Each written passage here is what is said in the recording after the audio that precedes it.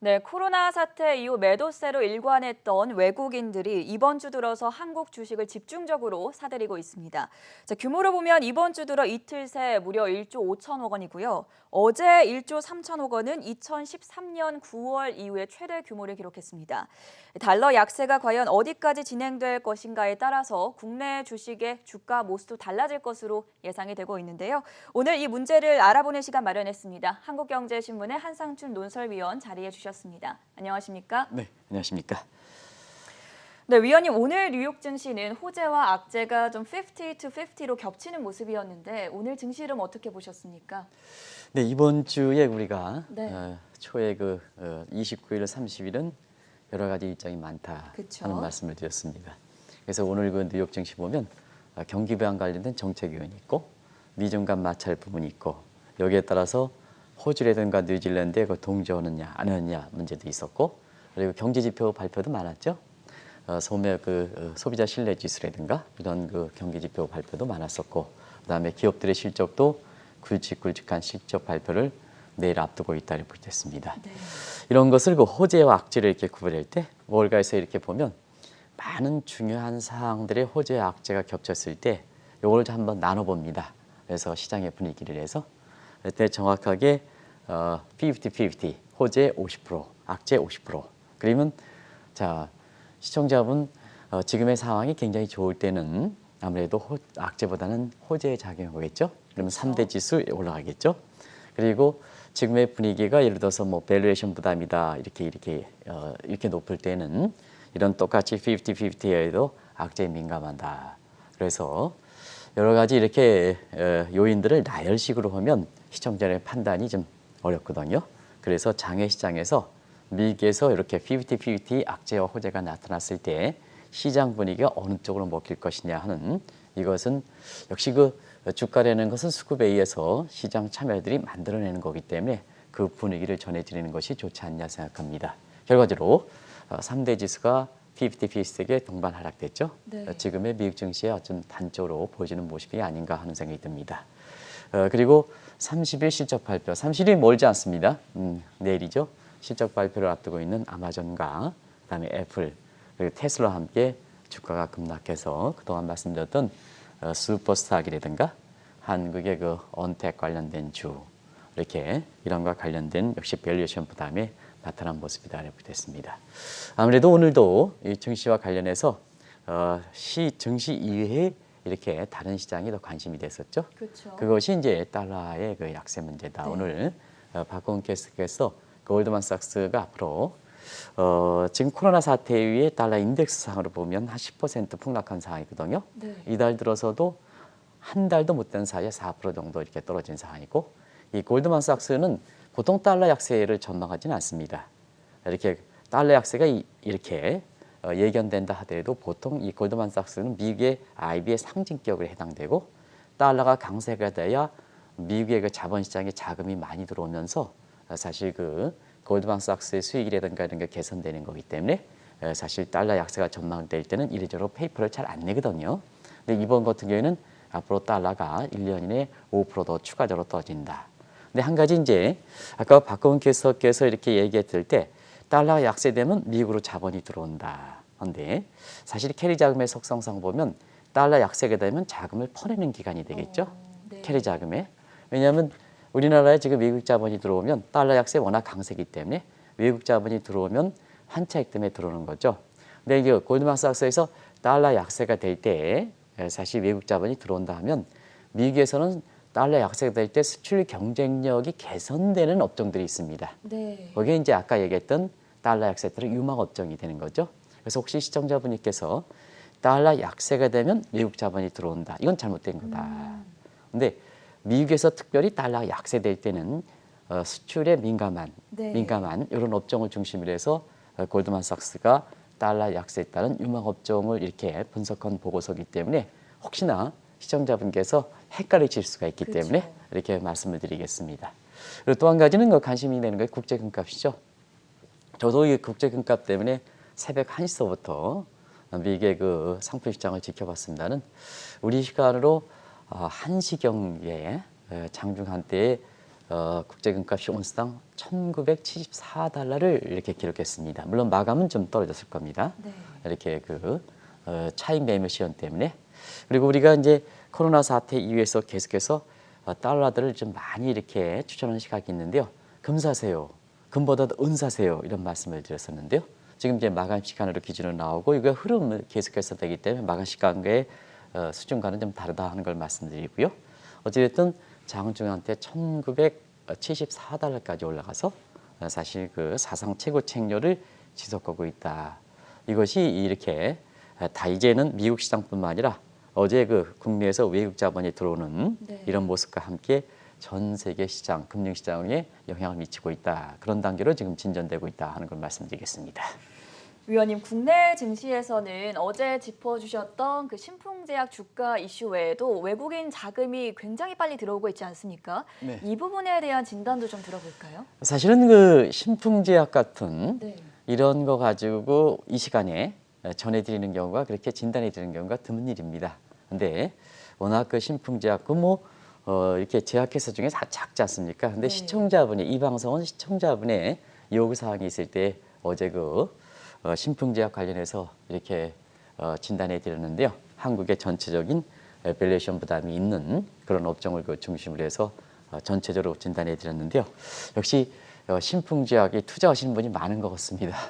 근데 신풍제약 관련해서 좀 이렇게 좀 안 좋은 쪽으로 얘기하다 보니까 제가 어제 혼났습니다. 네. 게시판에 제가 아주 그만큼 관심이 뜨거웠던 사안이죠. 예, 그렇습니다. 그래서 시청자분 이 방송은 한국경제TV의 이 방송은 사실 시청자의 문의사항이 우선적이기 때문에 그런데요. 역시 시청자분 중에서 어제 외국인 자금이 한 1조 3천 정도 들어왔죠. 요건 이제 시기상으로 보면 2013년 9월 이후에 거의 횟수로 보면 한 8년 만에 최대 규모, 일일 최대 규모이기 때문에 이 또한 관심이 된다 네. 이렇게 됐고요. 그다음에 사실은 지금 상태에서 외국 자본이 한국에 들어왔을 때, 자 어제 많이 들어왔죠. 그래서 시장에서는 이런 게 있습니다. 문재인 대통령이 코로나세 한국 경제가 기막히게 이렇게 회복했다. 그걸 베팅하는 거냐? 그건 잘못된 거다. 지금은 뭐냐? 캐리 자금의 속성은 이전에도 말씀드렸다시피 금리 차가 국가 간에 거의 제로금리 상태이지 않습니까? 네. 지금 금리 차 보고 고금리 국가로 자금 들어가는 게 어디 있습니까? 환차익 때문에 들어오는 거거든요. 그런 각도에서 달러 약세가 추세적으로 되니까 우리 입장에서 워낙 강세죠. 워낙 강세니까 외국 자본이 한국에 들어오면 사실 환차익이 기대 때문에 들어온다. 네. 근데 한 가지 특성은 기막힌 경기 회복이다 하면 우리 경제가 펀더멘털이 다 좋아지는 거기 때문에 어떤 업종이든 산다. 근데 사실 환차익을 기대된다면 나중에 우리 펀더멘털과 관계없이 나중에 빠져나갈까 생각하게 되기 때문에 우리의 대표 업종을 산다. 그러면 한국의 주식에서 가장 유동성이 높은 게 뭘까 하는 측면에서는 당연히 삼성전자가 되겠죠. 네. 그래서 삼성전자가 일부에서는 이런 얘기를 하더라고요. 미중 간 마찰 과정에서 삼성전자가 반사익을 본다 하는데요. 그렇지는 않다 하는 걸 꼭 좀 말씀드리겠습니다. 네. 그래서 달러가 추세적으로 약세가 예상되다 보니까 결과적으로 미국에서 자금이 이렇게 뿜어내는 상태에서 이 자금이 어떻게 들어갈까 하는 측면에서 보면 지금 신흥국 쪽에서 자금이 들어갈 때 어디 있습니까? 중국이라든가 한국이라든가 인도 정도뿐이 없지 않습니까? 지금 다른 국가들은 브라질 그렇죠. 터키는 지금 외환보유가 바닥나서 나중에 한번 터키 문제에서 지적해지겠습니다. 네. 거기도 디폴트 문제, 남아공 문제 이런 문제가 있기 때문에 신흥국 중에서도 들어갈 곳이 없기 때문에 이렇게 한국에 자금이 들어온다. 그래서 삼성전자가 어제 1조 3천 원 중에 1조 원 정도 들어왔으니까 거의 80% 올랐죠. 그러니까 우리 코스피 지수가 어제 굉장히 많이 올라갔죠. 우리 대표 지수에 삼성전자가 차지하는 비중이 크기 때문에 네. 그래서 어제의 미중 간 마찰 때문에 반사익이 기대돼서 이런 측면은 지금의 외국 자본의 국제 자금의 속성상 보면은 사실 다른 시각이 많다는 걸 꼭 좀 말씀드리겠습니다. 그러다 보니까 시청자분 오늘 이렇게 환차익이 기대케 하는 달러 약세 문제를 한번 과거의 금융위기 2008년, 2009년 서프라임 리먼 사태와 네. 지금의 코로나 사태를 비교해 보겠습니다. 일단은 리먼 사태, 코로나 사태 굉장히 큰 금융위기입니다. 그렇죠. 굉장히 큰 사건입니다. 근데 이런 사건이 터질 때 항상 안전자산인 달러가 강세가 된다 하는 이런 시각을 많이 갖고 있을 겁니다. 근데 리먼 사태 터질 때 2009년 1월 1일부터 달러 인덱스가 85입니다. 근데 1년 후엔 77입니다. 리먼 사태가 터졌을 때 달러 강세가 되느냐? 강세가 되지 않았죠. 약세가 됐죠. 그렇죠. 이번에 코로나 사태에서 많은 사람이 달러 추천했습니다. 많은 사람이. 근데요. 3월 23일 날 달러 인덱스가 103입니다. 어제부로 달러 인덱스가 미국 시간은 어제니까 7월 28일로 93레벨대입니다. 네. 10% 폭락했습니다. 이달 들어서 4% 폭락했습니다. 두 가지 시각을 말씀드리겠습니다. 이제는 사실 그 종전의 이론처럼 이런 리먼 사태라든가 코로나 사태가 되면 막연하게 매너리즘에 빠져서 기축통화인 달러가 강세된다. 이런 것은 탈피하시기 바랍니다. 그리고 사실 이런 사태가 터졌을 때 어디서 많이 유동성을 공급하느냐. 네. 이 달러 가치라는 것은 우리 원화 가치라는 건 통화치 않습니까? 상품이 많아지면 달러 가치가 떨어지는 겁니다. 근데 이런 걸 감안하지 않고 그냥 무조건 되고 어렵기 때문에 달러가 간다. 이건 잘못됐다는 얘기입니다. 어차피 통화 가치도 그 각국에서 보면 외화의 수급 요인에 의한 서프라이 앤 디맨드에 의한 프라이스가 결국은 환율이 있거든요. 그런 측면에서는 자, 리먼 사태 또 미국에서 위기가 발생했으니까 미국에서 유동성을 가장 많이 뿜었죠. 네. 그러다 보니까 리먼 사태면 안전통화 강세가 된다 하는 이유와 달리 저렇게 달러 가치가 떨어지는 거죠. 이번에 코로나 사태 한번 보겠습니다. 나중에 점검해 드리겠습니다. 코로나 사태 최대 피해국이 미국이지 않습니까? 미국에서 달러 공급 가장 많지 않습니까? 그러다 보니까 달러 가치가 이렇게 폭락하는 현상이 발생한다. 그래서 과거에 위험하면 안전자산, 안전통화를 간다. 이런 시각에선 하루빨리 탈피하시기 바랍니다. 이번에 사실 기축통화뿐이 없다. 그래서 많은 고객 돈을 갖다 밀어넣는 이런 시각에서는 코로나 사태에 모든 자산이 올랐는데 이 달러에 투자했던 자산만큼은 10% 이상 폭락한 상황이거든요. 이거 어떻게 해석할 것이냐, 어떻게 해석할 거냐 하는 측면을 지금부터 한번 이렇게 종합적으로 풀어보겠습니다. 방금도 말씀을 해주셨지만 지금은 달러 가치가 너무 떨어지는 게 문제가 되고 있기는 합니다만 코로나 사태가 발생한 직후만 해도 달러밖에 믿을 게 없다. 이런 시각이 우세하지 않았습니까? 나라 밖에서도 그렇고 네. 우리 안쪽으로겠죠. 이렇게 전 앵커께서도 사실상 이 방송을 7월 달에 맡긴 합니다는 국제사회에 이 코로나 문제가 터졌을 때는 네. 그렇죠? 이게 뭐냐? 그래서 신종이 붙었죠. 신종, 종전에 볼 수 없었던 새로운 형태의 바이러스다. 그리고 사실 디스토피아 문제이기 때문에 지구상이 어두운 국면이죠. 새로운 것도 불안하지만 지구상이 어두운 디스토피아 문제가 더 어려웠었죠. 그러다 보니까 많은 사람들이 사실 그 1930년대 대공황보다 더 어렵다. 루비니 교수는 그레이터 디프레션이라는 표현을 썼죠. 그래서 뭐냐?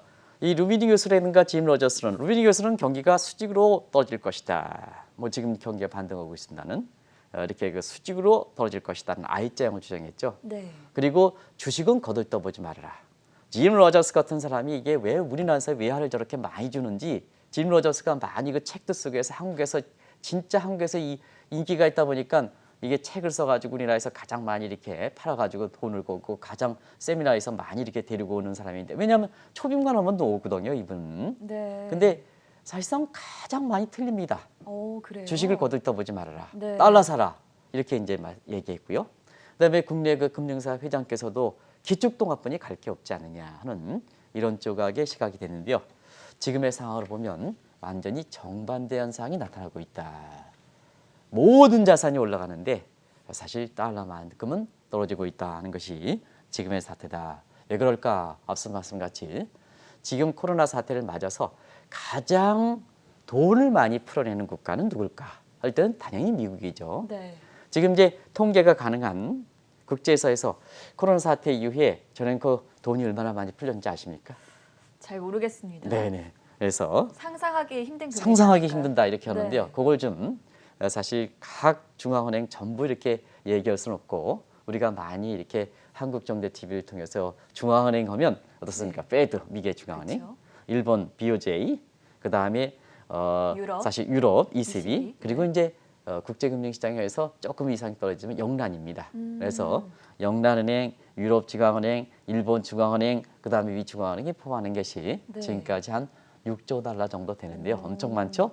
그런데 이 중에 50%를 페드에서 풀어내고 있습니다. 네. 그러다 보니까 시청자 여러분 50% 풀어내는데 이게 이제 상상이 못할 우리 이렇게 전 앵커께서는 상상이 못하는 규모다 하는데요. 그 상상이 못하는 규모를 시청자분한테 좀 이해를 하기 위해서 좀 체감적으로 말씀드리겠습니다. 네. 페드가 코로나 직후에 한 달 동안 지금 조금 이제 줄어들긴 했습니다는 한 달 동안 1초에 초당 100만 달러가 풀었습니다. 100만 달러. 예, 100만 달러. 우리 돈으로 한 10억 이상 넘겠죠? 되죠. 네. 1초당입니다. 1초당. 네. 근데 이게 요즘 돈이 많아서 그런지 전 앵커도 1초당 100만 달러 풀어냈다 보니까 서로 깜짝하지 않는데요. 이게 이제 돈이 워낙 많이 벌려서 그런데요. 네. 1초당 100만 달러 풀었습니다. 그러다 보니까 어떠냐? 달러 가치 떨어질 수밖에 없죠. 그렇죠. 역대 최대의 규모죠. 그렇습니다. 역대 최대 규모로 수가 또 파리 세운 수가로 하니까. 네. 근데 이게 코로나 사태 종전에 매너짐에서 기축통화뿐이 갈 것이 없다. 이렇게 얘기하면 안 된다는 얘기입니다. 그럼 이제 오늘도 그랬습니다. 사실상 이번 달 들어서 특히 최근에는 7거래 연속 달러 가치가 떨어졌지 않습니까? 그러면 이제 기축통화의 성사상 일주일 거래일 기준으로 일주일 정도 떨어지면 사실 달러 가치는 반등해야 되거든요. 그게 리지런스, 중심 통화의 신뢰 문제입니다. 그래서 오늘은 달러 가치가 반등해야 해야 되는데도 불구하고 오늘 크게 반등하지 못하는 것은 페드 한번 보겠습니다. 긴급 유동성 자금을 연말까지 풀어내겠다. 그러면 긴급 유동성 자금은 어딜까 하는 측면에서 보면 올해 그 미국에서 미국 시간으로 3월 3일 날 임시회를 거쳐서 코로나 사태가 해결되기까지 모든 것을 이게 공급하겠다. 여기 이제 유동성 문제가 되겠죠. 이런 사태가 이렇게 터지다 보니까 결국 달러 가치가 떨어지는 문제가 발생했다 이렇게 보겠습니다. 이렇게 달러 가치가 폭락함에 따라서 최근 국제 금융시장에서는 트리핀 딜레마라는 용어가 자주 나오고 있습니다. 뭐 일전에도 설명을 해주시기는 했지만 다시 한번 짚어주실까요? 네, 이 용어가 오늘도 월가에서 나왔기 때문에 네. 제가 말씀드리면 이 트리핀 딜레마라는 건 로버트 트리핀이라는 벨기에 경제학자이면서 미 예일대학의 교수로 오셨죠. 네. 이분이 이제 기축통화인 달러를 하기 위해서는 여기 아까 똑같은 각도입니다. 자, 세계 교역량이 증대하면 달러 유동성을 많이 푼다. 교역량에 맞춰서 그럼 달러 가치가 떨어지겠죠. 그쵸. 떨어졌죠. 그래서 달러 유동성과 신뢰도 간의 트레이드업 관계를 이렇게 얘기한다고 보겠습니다. 그러면 이걸 이제 최근에 코로나 사태를 한번 보겠습니다. 유동성이 달러 유동성이 무제한으로 공급하겠다 하면 자, 달러 유동성이 무제한으로 공급하겠다. 상품에서 보면 사람도 마찬가지입니다. 이렇게 사실 그 달러 유동성이 많이 이렇게 푼다 이렇게 하면 달러에 대한 신인도는 떨어지지 않겠습니까? 그렇죠. 공급이 워낙 그렇습니다. 많아지니까. 요 얘기를 이제 사실 저희들이 그 대학원의 학생들한테 강의할 때는 요 얘기를 어떻게 얘기하냐면 자, 우리가 보면 샤넬백이 왜 사치제일까? 네. 샤넬백은 그만큼 희귀성을 갖고 있기 때문에 그렇다. 네. 근데 이게 샤넬백이 어느 날 갑자기 이렇게 전 앵커 앞에 샤넬백이 그냥 왕창 쏟아져서 더미가 있다. 이렇게 하면 전 앵커는 그걸 사기 위해서 줄을 서시겠습니까? 아니면 샤넬백 이전의 시대가 갔다. 이렇게 얘기할 것입니까? 그렇죠. 너무 많이 있으면은 사실 희소 가치가 떨어지기 희소 가치가 마련이죠. 떨어졌죠. 마찬가지입니다. 시기성 때문에 신뢰가 이루게 하기 네. 때문에 사실 사치제인 달러 가치 그 샤넬백의 희귀성을 갖고 있는 거거든요. 그런 측면에서 보면 기축통화는 일종의 샤넬백 우리가 보면 통화에서 보면 사치제에 해당됩니다. 네. 그런 각도에서 보면 이 사치제가 되면 그 공급 물량을 아주 조절을 해서 그 신뢰를 유지해야 국제적으로 샤넬백이 기회다 해서 모든 사람이 샤넬백만 들고 다니면 우측되는 거거든요. 근데 코로나 사태에서 보면 자 이제 샤넬백은 왕창 풀어버렸습니다. 그러다 보니까 뭐냐 아무리 과거에 명성이 있다 하더라도 기축통화의 명성이 있다 하더라도 자연스럽게 거기에 대한 달러 신인도가 떨어질 수밖에 없고 또 달러 신인도가 떨어지는데 자 실제로 달러 인덱스 떨어지는데 페드라든가 트럼프 입장에선 국제 기축통화 위상을 지키기 위해서 저걸 좀 신뢰를 지키기 위해서 좀 노력해야 되는데 노력하지는 않고 트럼프는 달러 약세 더 온다. 그다음에 페드는 더 돌려 공급한다. 달러치가 떨어지는데 이다 보니까 네. 이러한 현상이 발생한다. 그래서 숏포지션을 들 수밖에 없다고 보겠습니다. 이걸 더 부연해서 말씀드리겠습니다. 우리가 보면 국제 간 자금 흐름은 실질 금리에서 좌우되거든요. 그럼 실질 금리는 뭘까? 명목 금리 빼기를 기대 인플레이션으로 보시면 되겠습니다. 왜냐하면 투자는 미래이기 때문에. 네. 그러면 지금 명목 금리도 기준금리 때문에 거의 제로로 떨어졌지 그쵸. 않습니까? 이것도 떨어지는데 돈을 왕창 푸니까 자 지금 물가가 안 올라가지 않다 하더라도 돈을 왕창 푸니까 우리가 피셔의 사회 수량설 보면 MV 니콜 PT에서 이렇게 로그로 때려가지고 미분하면 그게 레이셔 개념으로 되거든요. 네. 그러면 뭐냐? 돈이 많이 공급해 지금 물가가 이렇게 올라가진 않아. 그래 통화 정책의 시차상 이 심스탱크스 보면 1년 후에 이렇게 경기 영향을 미쳐 물가가 올라간다. 이런 기대 심리가 되지 않습니까? 그러면 이제 시청자 여러분, 자, 통화치를 결정할 때 실질금리에 대해서 명목금리 떨어져. 여기에 기대 인플레이션 빼기를 기대 인플레이션 높아져. 실질금리가 미국도 마이너스가 되는 거거든요. 네. 마이너스가 되는 거거든요. 마이너스가 되니까 시청자 여러분, 구매력에 해당되는 실질금리니까 구매력에 해당돼. 구매력이 떨어지면 그거 버리는 거죠. 숏포지션. 그래서 달러 가치가 떨어지는 거다. 이걸 네. 구인해서 이전에 그 트리폰 딜레마에 대해서 많이 말씀드렸습니다는 여기에 월가에서 보면 다시 관심이 되기 때문에 조금 좀 이론적으로 구매력 관련해서 우리가 통화의 구매력 평가서를 이용해서 좀 잠시 더 표현해서 말씀드렸습니다. 이 코로나 시대에 유동성이 많이 풀리고 있는 점이 달러 약세 요인이기는 하지만 코로나 사태 이후에 국제 통화 질서에 어떤 변화가 일어나는 것도 달러 약세의 원인으로 꼽히고 있지 않습니까? 네, 이 달러 가치 약세가 네. 앞으로 전망할 때, 자, 여기에 이제 유동성을 많이 풀어서 달러 가치가 약세가 됐다. 그러면 달러 가치 지역에서는 출구 전략해서 그 돈만 회수하면 네. 회수하면 가치가 올라가지 않겠습니까? 그렇죠. 근데 이제 출구 전략 앞으로 추진할 것이냐 하는 측면에서는 트럼프가 이렇게 딱 연임되면 이거 어렵다. 왜냐하면 트럼프는 전형적으로 파리틱션 문제이기 때문에. 그래서 오히려 스트롱 달러가 공화당인데 사실은 시장에 맡겨놓은 민주당의 조 바이든이 당선이 돼야 달러 가치가 기축통화 유지하겠다. 이런 아주 이상한 얘기들이 나오는 거거든요. 그런 상태에서 이렇게 보면은 지금 출구 전략은 쉽지 않기 때문에, 자, 돈 푼 거 쉽게 해소하지 못한다. 그럼 달러 가치가 지금 사실 유동성이 철철 넘치기 때문에 달러 가치가 쉽게 회복되지 못하죠. 그럼 이제 자, 전행 거랑 같이 한번 보겠습니다. 자, 다 각설하고, 자, 미국 측에 돈이 많이 공급한 것을 이렇게 회수한다. 그러면 달러 가치가 극복할 것이냐 하는 측면에서 보면 오히려 그런 거에서는 과거만큼 달러의 복원력이 떨어진 게 아닌가. 왜 그러냐? 다른 국가들이 이제는 달러를 선호하지 않는다는 얘기입니다. 네. 자, 한번 보겠습니다. 자, 코로나 사태에 세계화가 태조가 되고 있죠. 그 세계화가 터져서 세계 속도가 둔화된다는 슬로벌라이제이션. 지금은 정강우 우리나라 이제 국민연금 이사장 하시고 굉장히 훌륭하신 분입니다. 학자로서는 굉장히 학자로서 양심도 있으시고 훌륭하신 분인데요. 이분은 벌써 디스글로벌라이제이션, 디글로벌라이제이션, 탈세계화라는 표현을 쓰거든요. 네. 그러면 이제 세계화가 들어지면 중심 통화인, 기축 통화인 달러에 대해서 필요성은 증대하겠습니까? 약화되겠습니까? 줄어들겠죠. 줄어들겠죠? 네. 이게 줄어드는 상태에서, 자, 지금 달러 가치가 이렇게 떨어지는데 그러면 페드 입장에서는, 미국의 트럼프 입장에서는 저 달러 가치가 떨어지는 것을 기축 통화 유지하기 위해서 좀 저 노력을, 달러 가치 회복을 위해서 노력을 해야 되는데 노력도 안 한다. 그럼 뭐냐? 그럼 뭐냐? 나는 중국이라든가 이런 국가는 차제 아예 달러를 버리겠다는 탈달러 움직임이 아주 가속화되는 거죠. 네. 이런 상태에서 이번 달 들어서 이 방송에서 별로 그 시청자분의 반응은 크진 않았습니다. 근데 국제 통화 질서에서 보면 그동안 원유 결제 시장에서 상품 시장 결제에서는 거의 달러가 90% 이상 결제했거든요. 네. 그러니까 원유 시장도 거의 95%가 달러 결제했거든요. 그래서 페트로달러라는 페트로림의 거기에서 페트로달러라는 영어가 결제 시장에서 이렇게 됐다는 거거든요. 근데 올해 그 7월 달 들어서는 이 원유 결제 시장에 200만 달러 위안화 결제를 해버렸거든요. 중국이요. 네. 위안화 결제했거든요. 그 페트로 위안이라는 얘기가 나오는 겁니다. 어. 그러다 보니까 뭐냐?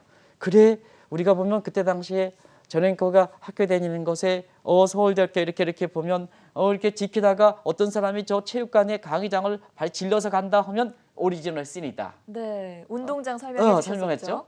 그러면 이제 가고 싶은데 그동안 질서 규범 때문에 못 갔다. 그런데요, 너무 급한 다음에 한 사람이 질려서 가면 다른 사람도 그 필요성은 있는 거 아니겠습니까? 그렇죠. 따라가기 그래서 마련이죠. 예. 그래서 그게 오리지널 씬, 그 원초적 이렇게 본능이다, 원초적 죄다 이렇게 보시면 되겠는데요. 이런 걸 계기로 해서 국제사에서는 페트로 달러가 종원 시대를 맞는 게 아니냐 해서 시청자 여러분, 유동성 문제와 함께 미국의 달러 공급을 전 세계 달러 공급을 통해서 가장 많이 풀어내는 문제와 함께 지금 코로나 사태 이후에 세계화 태조 속에 각국들의 탈달러가 빨라지면서 결국은 결제시장 가장 확고한 지위를 갖고 있는 달러가 가장 확고한 지위를 갖고 있는 이런 시장에서도 지금 이렇게 달러 비중이 축소되는 이런 그 구조적 변화가 일고 있다 이렇게 보겠습니다. 그래서 골드만삭스라든가 이런 데서는 향후의 달러 가치가 올해 코로나 사태에 10% 폭락했습니다는 앞으로도 5%더 폭락한다. 그러면 코로나 사태 중심통화입니다. 주식이 아닙니다. 이거는 세계 결제의 중심통화입니다. 중심통화가 1년 이내에 15% 폭락한다는 것은 이거 어떻게 올 것이냐, 어떻게 올 것이냐. 그래서 그만큼 구조 변화가 일고 있다는 것을 말씀드리겠습니다. 페트로 위안화 이외에도 지난 5월이었죠. 디지털 위안화 도입을 계기로 일본을 비롯한 세계 각국이 또 서둘러서 디지털 통화를 도입을 한 것도 달러 약세 요인으로 작용하고 있지 않을까요? 지금 뭐 코로나 사태에 많이 얘기하는 것이 언택이지 않습니까? 그쵸. 비대면. 그리고 다른 한편은 디지털 컨택. 네. 그래서 기존의 문제에 있어서는 언택으로 가는 거고 지금 그런 것을 접촉하기 위해서 IT라든가 뭔가 전부 디지털화되죠. 디지털 컨택이 되는 거죠. 이런 속에 경제 활동이 지금은 오프라인에서 온라인성으로 디지털화 쪽으로 이렇게 되는데요. 자, 경제 활동이 이렇게 바뀌게 되면 결제 통화 시스템도 바뀌게 되는 거죠. 그래서 중국의 여러 가지 고민 속에 미국과의 그 마찰 문제, 새로운 마찰도 일으킨다는 사실 그런 것을 빨리 가서, 왜냐하면 코로나 사태 이후에 빨리 가는 측면은 통제력이 있어야 되거든요. 기업 입장에서 컨트롤 타워, CEO라든가 회장에 대한 컨트롤, 신임이 중요한 겁니다. 잘 맞춰야 신뢰가 되고 거기 따르는 거거든요. 고객도 따르고 직원도 따르는 겁니다. 근데 회장이라든가 CEO 입장에서 잘 맞추지 못하면 그래 못 맞추는데 내가 따라가? 그런 게 되는 거거든요. 이 컨트롤 타워 문제는 굉장히 중요한 문제입니다. 중요한 문제입니다. 코로나 사태 이후에. 왜냐하면 방향성을 잃다 보니까. 그런 상태에서 이 가장 통제력이 강한 사회주의 국가의 중국이 가장 디지털 위안화를 먼저 도입한 거다. 시청자 여러분, 5월 1일 도입했다는 것은 잘 아실 겁니다. 지금 3개월도 못 됐습니다. 네. 의외로 빨리 정착되고 있습니다. 심지어는 결제 통화 시장에서 페트로 위안화까지 결제하겠습니까? 그래서 굉장히 빨리 간다 이렇게 보여졌습니다. 그런가 하다 보니까 자, 일본이 중국과 마찰을 일으키죠. 근데 사실은 일본은 섬나라이기 때문에 섬나라는 변화가 빠르겠습니까? 적겠습니까? 변화가 이렇게 굉장히 느립니다. 네. 두 번째는 일본 같은 경제 구조가 자민당과 대기업 간에 이렇게 정경분리 원칙이 아니라 정경유착 형태로 경제가 발전했기 때문에 기득권이 있습니다. 아베도 뭐 전역적으로 기득권이 강하지 않습니까? 그렇죠. 변화는 떠들지만 저렇게 변화를 못하기 때문에 지금 국민의 지도가 30% 밑에 떨어지지 않습니까? 근데 사실 주변국에 해당되고 가장 이렇게 민감한 중국에서 디지털 위안화가 빨리 정착되다 보니까 자, 엔화가 중심통화 지유로 탈락되는 게 아니냐. 여기서 중심통화는 3대 중심에서 탈락되는 게 아니냐 하는 과정에서 아베가 개인적 문제도 있긴 합니다는 그래서 올해 하반기에 디지털 엔화를 도입한다. 그러면 이제 세계 교역국 중에서 중국이 디지털 위안화 도입하고 일본도 디지털 엔화를 도입하니까 달러는 어떻게 될 것이냐 하는 그런 측면에서 이용성이 많이 떨어지는 거다 이렇게 됐습니다. 이 세계화 퇴조뿐 아니라 디지털 통화가 이렇게 빨리 도입이 된다면 달러와의 기축 통화 지위는 계속해서 악화되지 않을까요? 네, 뒤쪽 보기 주거기 때문에 간단해지겠습니다. 이제는 전 세계 모든 국가들이 디지털 통화를 도입한다. 이렇게 돼서 네. 이런 환경이 되다 보니까 자, 유동성 많이 풀었죠. 달러 유동성. 그 미국이 이렇게 달러 가치 위해서 돈을 회수하지는 않고 있죠. 그 앞서 말씀드린 세계화 퇴조하죠. 중심 통화 필요성 줄어들죠. 각국들이 탈달러하죠. 그다음에 디지털 달러 이렇게 되다 보니까 아시겠습니다는 지금 보면은 세계 최대 헤지 펀드의 레이 달라스라든가 그다음에 책을 읽어보셨겠습니다는 부자 아빠 가는 아빠 네. 로버트 기어스키 이런 사람들이 달러 가치는 휴지 조각이 될 것이다 하는 이런 쪽의 극단적 전망도 나오고 있다고 됐습니다. 마지막으로 위원님, 이번 주 들어서 외국인 자금이 정말 빠르고 많이 들어오고 있는데 이번에는 추석 전후에서 9월 위기설이 나오고 있습니다. 어떻게 바라보십니까? 네, 사실 신풍제가 계기를 위해서 또 9월 위기설, 추석 위기설이 또 시장에 많이 나도는 것 같아요. 네. 근데 왜 이렇게 9월 위기설이냐 하는 각도에서는 우리가 1997년 외환위기 때도 여름 휴가철 끝나고 나서 발생했고 그다음에 2008년, 2009년 리먼 브라더스, 2009년 9월 이렇게 아마 시청자분이 다들 아실 겁니다.